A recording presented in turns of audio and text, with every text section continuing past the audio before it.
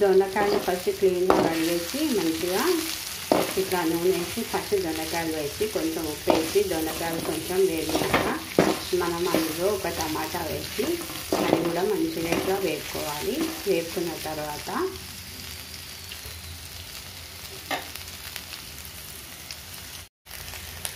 వేగిన తర్వాత కొంచెం పసుపు వేసుకోవాలి, కొంచెం ఇట్లా అల్లం వెల్లిపాయ వేసుకోవాలి.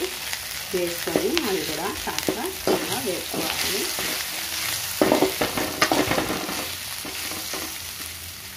వేసుకున్న తర్వాత మన టేస్ట్కి సరిపడా కాస్త ఉప్పు వేసుకోవాలి.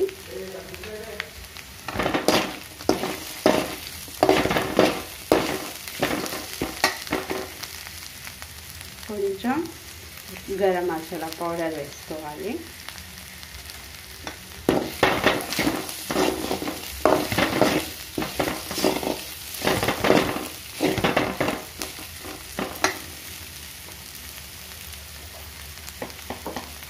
మన టేస్ట్కి సరిపడా కారం వేసుకోవాలి.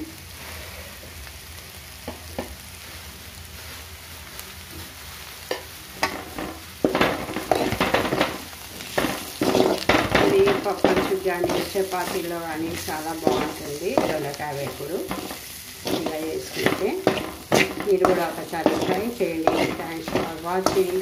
మా ఛానల్ని సబ్స్క్రైబ్ చేయండి, మంచి కామెంట్స్ పెట్టండి, లైక్ చేయండి, షేర్ చేయండి. చూస్తున్నారు కదా, రెడీ అయిపోయింది.